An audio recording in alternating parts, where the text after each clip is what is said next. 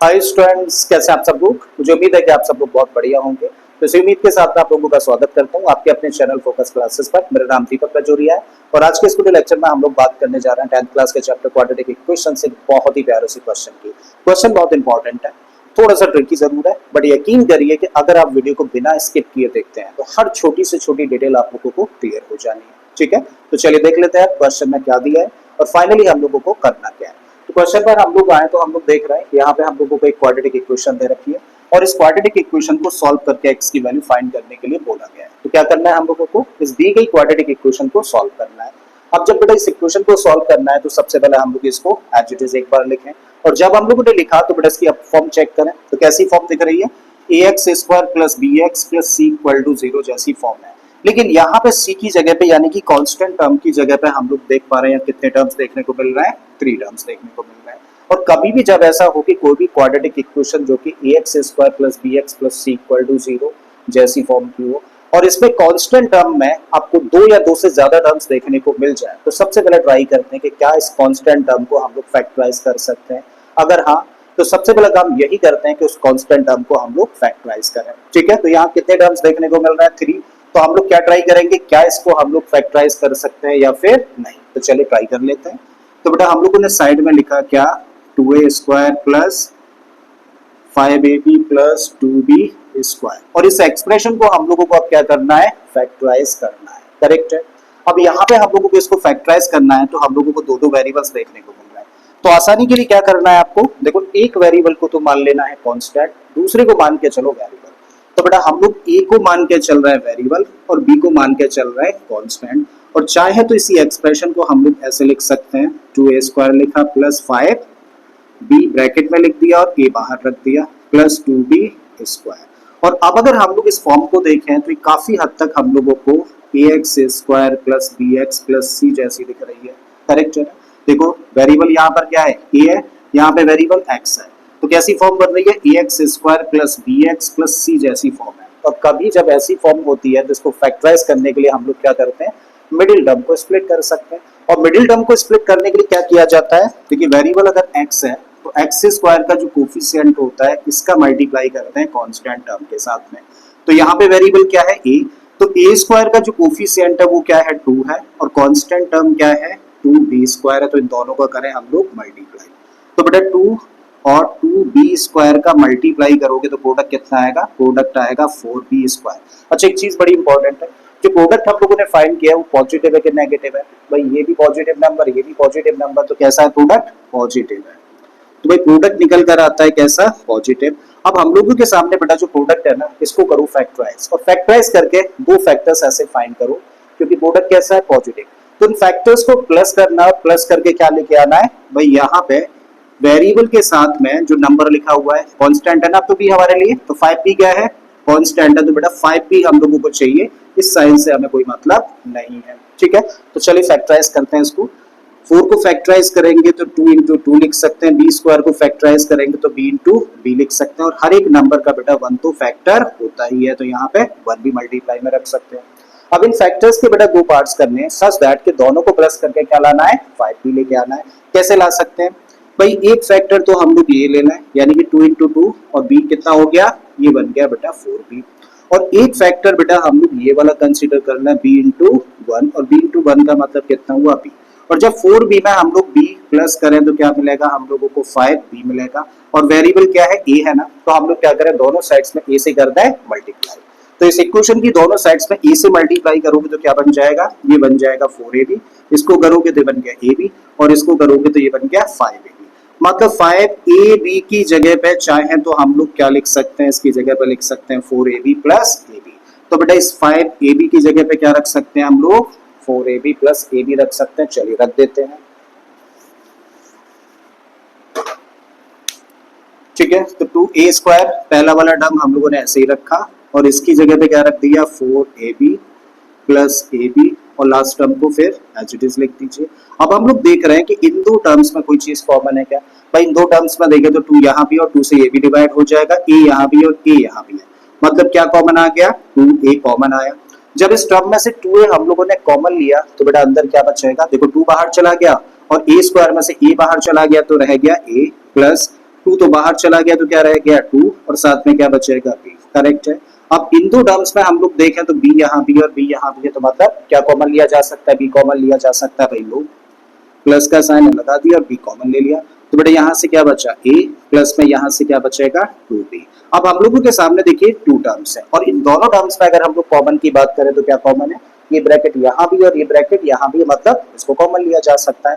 भाई ले लीजिए कॉमन, आपने कॉमन लिया a प्लस 2b को, जब इस टर्म में से बाहर आ गया तो बेटा यहाँ से क्या बचा, यहाँ से बचा तब 2a और इस टर्म में से क्या बचेगा b, और इस तरीके से हम लोगों ने इस एक्सप्रेशन को बेटा फैक्टराइज कर दिया इस तरीके से। तो अभी हम लोग क्या कर रहे हैं, हम लोग बेटा इसकी जगह पे यानी कि इसकी जगह पे क्या रख सकते हैं, ये फॉर्म रख सकते हैं, चलिए रख देते हैं, ठीक है।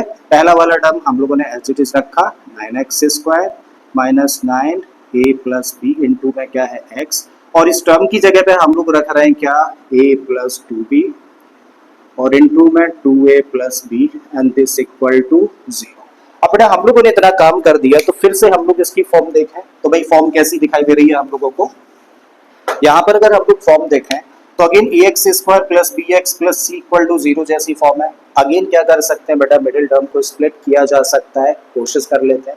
उसके लिए क्या करते हैं, x² का कोफिशिएंट जो कि यहाँ पर क्या है 9 और कांस्टेंट टर्म जो कि यहाँ पर क्या है ये है, ठीक है, इन दोनों का करें क्या मल्टीप्लाई। जब दोनों का मल्टीप्लाई करेंगे तो बेटा प्रोडक्ट क्या आएगा, प्रोडक्ट आएगा 9 इंटू में a प्लस 2b और 2b 2a प्लस b, बेटा ये आया प्रोडक्ट। अच्छी चीज बताओ, प्रोडक्ट पॉजिटिव है क्या नेगेटिव है, देखो ये भी पॉजिटिव नंबर ये भी पॉजिटिव नंबर, तो प्रोडक्ट कैसा हुआ पॉजिटिव हुआ।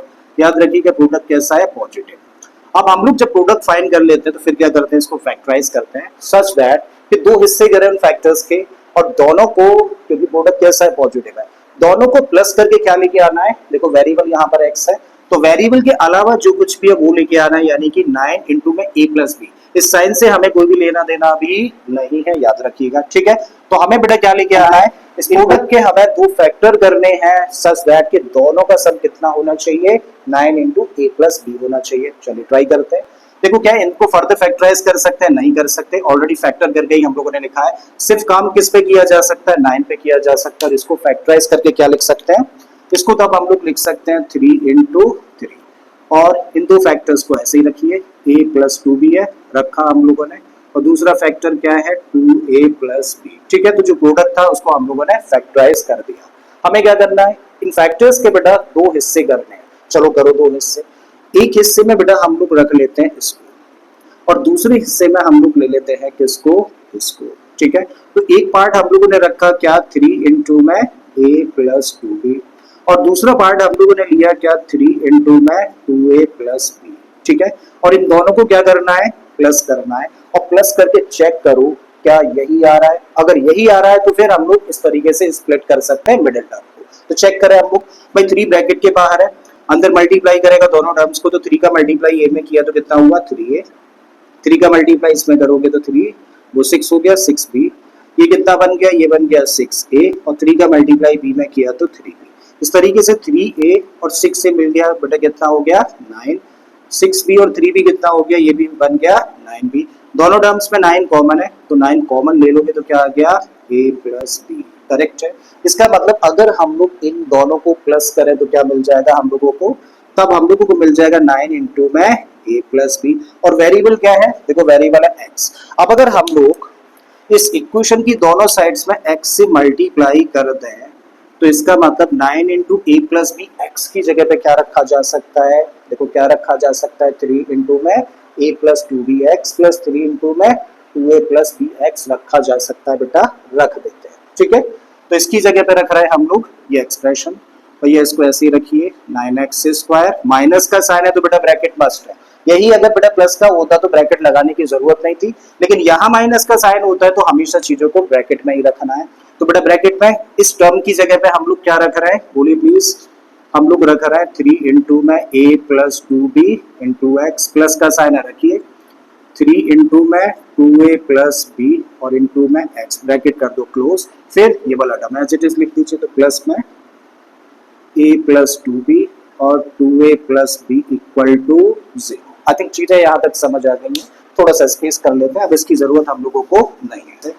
तो अब हम लोग क्या कर रहे हैं, इस ब्रैकेट को ओपन कर रहे हैं और इस ब्रैकेट के बाहर क्योंकि माइनस का साइन है तो इस माइनस साइन की वजह से अंदर के साइन चेंज हो जाने, भाई करो चेंज। 9x² हम लोगों ने ऐसे ही रखा, माइनस के साइन की वजह से ये टर्म कैसा हो गया, नेगेटिव, तो रखा 3 इंटू में a प्लस 2b इंटू में x। इस माइनस की वजह से ये भी क्या हो गया, -3 2a प्लस b इंटू में x, और लास्ट में वाला टर्म रख दीजिए, क्या है a प्लस 2b इंटू में 2a plus b and this equal to 0। अब हम लोग देख रहे हैं कि बेटा जो फर्स्ट टू टर्म्स हैं, क्या इन दो टर्म्स में कोई चीज कॉमन है, तो भाई हम लोग यहाँ पे देख रहे हैं इस टर्म में 3 है और 3 से ये भी डिवाइड हो जाएगा, x यहाँ भी है और x यहाँ भी है, मतलब क्या कॉमन है, 3x कॉमन है। तो हम लोगों ने क्या किया, इन दो टर्म्स में से बेटा 3x कॉमन लिया। जब 3x बेटा बाहर चला गया तो यहाँ पे इस टर्म में क्या बचेगा, अगर ऐसे समझ पा रहे हैं तो ठीक है, नहीं तो क्या करो, इससे इसको डिवाइड कर दो। 3 से इसको डिवाइड करोगे तो क्या मिलेगा 3, x से x² को डिवाइड करोगे तो क्या मिलेगा, x मिलेगा। आई थिंक समझ आ रहा है। माइनस का साइन है, रखो भाई 3 बाहर x बाहर, तो बचा क्या, ये ब्रैकेट यानी कि a प्लस 2b, इसको ब्रैकेट में ही रखना, ब्रैकेट कर दो क्लोज। अब यहाँ पे देखें इन दो टर्म्स में कोई चीज कॉमन है, तो हम लोग देख पा रहे हैं कि भाई 2a प्लस b यहाँ भी है और 2a प्लस b यहाँ भी है, मतलब 2a प्लस b को दोनों टर्म्स में से कॉमन लिया जा सकता है। माइनस का साइन रखो और आपने लिया कॉमन 2a प्लस b को। जब इस टर्म में से बेटा 2a प्लस b बाहर चला गया तो यहाँ से क्या बचा, यहाँ से बचा 3x। इस माइनस की वजह से प्लस किस में चेंज हो जाएगा, माइनस में चेंज हो जाएगा। अब इसको तो हम लोगों ने बाहर कॉमन ले लिया, तो यहाँ पे क्या रहेगा, ये वाला ब्रैकेट, ब्रैकेट में ही रखना चीजों को, तो a प्लस 2b ब्रैकेट में रखा एंड दिस इक्वल टू 0। अब हम लोग देखें तो कितने टर्म्स हैं, देखो एक टर्म तो ये है और एक टर्म बेटा ये है, और इन दो टर्म्स में कोई चीज कॉमन दिख रही है तो आप कहेंगे ये ब्रैकेट यहाँ भी है और इस टर्म में भी है, और दोनों टर्म्स में ब्रैकेट है, मतलब अब कॉमन क्या है, यही ब्रैकेट कॉमन लिया जा सकता है। तो भाई ले लीजिए 3x minus a plus 2b आपने क्या किया, कॉमन ले लिया। जब इस टर्म में से चीज हम लोगों ने बाहर रखी तो इस टर्म में क्या बचा, इस टर्म में बचता है तब 3x, ठीक है, माइनस का साइन रखो। ये चीज तो हम लोगों ने बाहर कॉमन ले ली, तो यहाँ से क्या मिला, ये ब्रैकेट, और इसको ब्रैकेट में ही रखना 2a प्लस b और ब्रैकेट क्लोज किया एंड दिस इक्वल टू 0। अब हम लोग क्या देख रहे हैं, यहाँ पर हम लोग देख रहे हैं कि दो एक्सप्रेशंस हैं और इन दो एक्सप्रेशंस का प्रोडक्ट 0 के बराबर है, और अगर कभी दो एक्सप्रेशंस का प्रोडक्ट 0 के बराबर है तो ये तभी पॉसिबल है जब दोनों में से कोई भी एक कम से कम 0 हो, ठीक है। इसका मतलब या तो ये 0 के बराबर है या फिर ये 0 के बराबर है, तो इसको लिखते हैं, सो दिस इंप्लाइज कि या तो भाई 3x minus a plus 2b 0 के बराबर है या फिर 3x minus 2a plus b equal to 0 है, ठीक है। आई थिंक समझ आ गया यहाँ तक।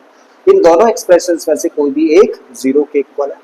अब अगर ये एक्सप्रेशन 0 के इक्वल है तो हम लोग कह सकते हैं भाई उस केस में 3x किसके बराबर होगा, के लिए क्या करें, इसको ट्रांसपोज, और क्योंकि नेगेटिव टर्म है ट्रांसपोज करेंगे तो कैसा हो जाएगा, पॉजिटिव हो जाएगा, मतलब इसको लिख सकते हैं तब हम लोग a प्लस 2b, और इस तरीके से अगर x की वैल्यू निकालनी है तो 3 को भी ट्रांसपोज करें, और क्योंकि 3 x के साथ मल्टीप्लाई कर रहा है तो ट्रांसपोज करेंगे तो डिवीजन में जाएगा, तो x इक्वल टू कितना आ गया, a प्लस 2b अपॉन 3। तो बेटा ये हो गया देखो फर्स्ट आंसर, यानी कि x की वैल्यू हो जाती है इस क्वाड्रेटिक इक्वेशन में।